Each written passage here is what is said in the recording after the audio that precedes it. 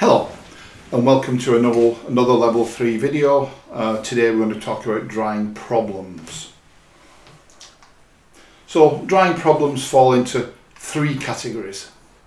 There's physical damage to the sheet, there's shrinkage, which is not really damage but it's physical movement of the sheet, and then finally there's migration of chemicals through the sheet. So those are the three topics that we're going to cover in this short video. Physical damage to the sheet, three things here. We've got wrap-ups, we've got cockling, and we've got linting and dusting. And this all depends on the temperature of the initial drying cylinders. If the very first drying cylinder or two is very much too hot, then one of the things that we get is what's called a wrap-up. When the sheet comes and sits on the drying cylinder, it will stick to it like glue, and then rather than peeling off and going on to the next cylinder, it will just wrap around. So this is what we call a wrap-up, due to the cylinder being very much too hot. If the cylinder is not quite as hot as that but still too hot, then rather than the whole sheet sticking to the drying cylinder, then parts of it will stick to the drying cylinder. Just imagine something like this egg box. So little bits of the sheet like that will stick to the surface of the drying cylinder. You'll get very good heat transfer. The heat transfer will flash off the water into steam. The steam will then try and push its way through the paper, and in doing so it will stretch the paper. That means that when it comes up at the end, you will see this three-dimensional undulating effect that we call cockling. And finally, the other bit of physical damage really is linting and dusting. Again, some people just call it dusting. Some people will actually separate it into linting if we're talking about fibres being pulled out of the sheet, or dusting if filler particles are being pulled out of the sheet.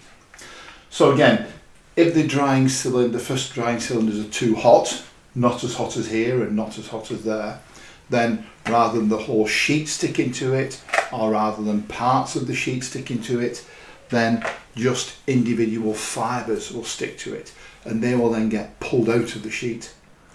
That potentially could cause pinholes in your sheet, and it will cause lots of lint and dust collected on the surface of your drying cylinder, which then has to be doctored off. Okay, the second one, we're talking about shrinkage. This is a very old diagram here, but it's representing from the wet end coming through to the drying. There's a whole section of drying cylinders. As the sheet dries, then of course it will shrink. It shrinks because during the refining or beating processes, we've pumped water into the fibre. In the drying process, that water comes out, and therefore the fibre shrinks. And as you go through the drying system, more and more fibres will shrink, and you'll typically get up to about 4% shrinkage across the width of the machine. So the decal will come in by up to about 4%.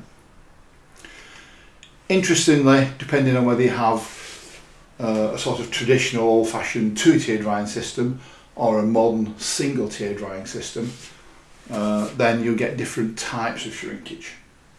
With a typical two-tier drying system, looking across the web, then you'll find that you get minimum shrinkage in the middle, but a lot more shrinkage at the edges. One explanation for this is in the middle, where we have fibres that are shrinking in like that, we've also got a fibre next to it that's trying to shrink in and pulling that fibre with it, so it's stopping it shrinking.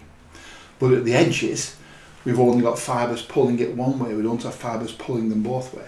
Therefore you've got some inhibition of shrinkage in the middle, but as much shrinkage as you want at the edges.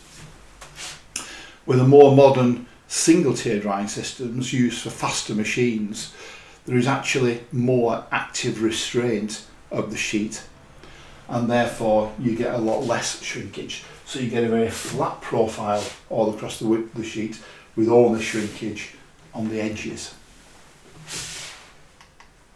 And final thing is migration. One of the rules of physics or rules of life is that moisture moves towards the source of heat. So you can do all that good work in preparing the fibres, adding the chemicals, forming them, pressing them, but you can destroy it in the drying system if you dry it too harshly.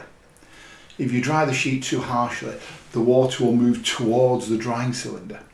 And if you've got any soluble materials there, then those soluble materials will move with the water. And a good example is this idea of putting dye in. If you throw a lot of red dye in at the wet end, you would expect to get a sheet out that was dyed equally on both sides. But if you dye it wrong, if you dry it wrong, then because of this migration effect, if you dry one side of the sheet too harshly, you will drag all the dye to that side of the sheet, and when you reel it up, you'll get an intense colour on one side and you'll get a pale colour on the other. Now that's a really good visual example of migration. But what you need to remember is it's not just dye that migrates, it could be any other chemical.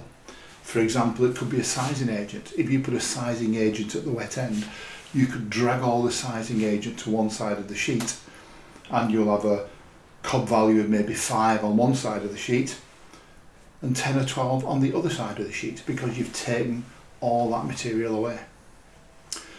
So a quick 3-point summary now of our drying problems. There are 3 types of drying problems. You've got wraps, cockles and dusting caused by, physical damage caused by the cylinders being too hot. You've got shrinkage of the sheet, which will in turn depend on its restraint and reinforces the need for having very good dry tension and dry felt tension control. And finally, you can have migration towards the dominant heated side of the sheet. Okay, well, thank you very much for listening to this video, and I hope you will follow us on any of this social media.